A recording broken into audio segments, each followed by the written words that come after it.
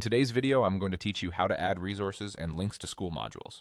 Adding supportive materials to your lessons makes a big difference for learners, whether you're sharing a reading list, a downloadable worksheet, or a reference video. I'll walk you through a simple workflow so you can enrich your modules without any confusion. Start by heading to the Classroom tab in your Skool workspace. This is where all your courses and modules live. Navigate to the course you want to update, then open the specific module you'd like to enhance. Keeping your module content open helps you see exactly where the resources and links will fit best within your existing text and instructions. Next, look for the edit icon, usually shown as a small pen. Click it to open the module editor. The editor is where you'll manage all your text and embedded items, and it includes a toolbar with options for formatting, linking, and attaching files. Think of this as your control center for making the content more helpful and interactive. To add a link, first select or highlight the text you want the learners to click. Then choose the link option in the toolbar. Paste the full URL and confirm.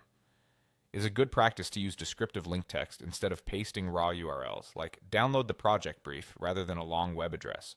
This keeps your module clear and trustworthy, and it signals exactly what learners should expect when they click. To attach a file directly to the module, use the attachment option in the toolbar, often represented by a paperclip or similar icon. Choose the file from your computer and let it upload into the content area. PDFs are a reliable choice for documents, and short, clearly named files help learners find what they need quickly. If you're linking to cloud documents, make sure they're accessible to your audience so learners aren't blocked when they try to open them. As you place links and attachments, weave them into the lesson flow. Put essential resources near the relevant instructions and label them with brief context like read before starting or reference during the exercise. Keeping a consistent style across modules, same link phrasing, similar file naming, reduces confusion and builds learner confidence. That's all it takes. Navigate to your course in the Classroom tab, open the module, click the Edit pen, and use the Editor toolbar to insert links or attach files directly to your module content.